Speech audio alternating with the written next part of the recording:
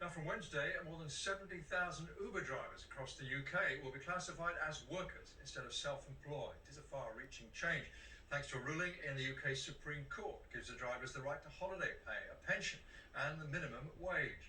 The ruling could have huge implications for the so-called gig economy. Our transport correspondent, Caroline Davis, has the story.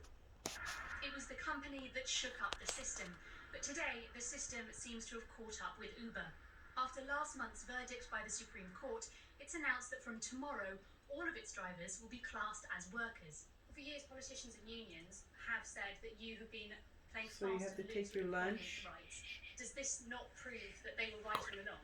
I think the situation for employment in the UK has been ambiguous for some time by You've government. taken advantage of those ambiguities, haven't you? We have worked as hard as we can to try and provide drivers with a good way of earning, the flexibility that they want, and the protections that they have. Such a We're now liar. further than we've gone before because of the clarity that the Supreme Court ruling brings us. Drivers will still be able to work when and where they want. The company's minimum wage only applies once a driver accepts a ride. Are passengers going to see their fares rise? Because this will be costly to you. So we're not expecting to raise prices at the current time. We absolutely want to remain price competitive. So is this going to come out of the driver's income instead? Where's that money going to come from? Our expectation is actually we can grow the business by treating drivers well, bringing drivers onto the platform, and also by growing with cities as they unlock.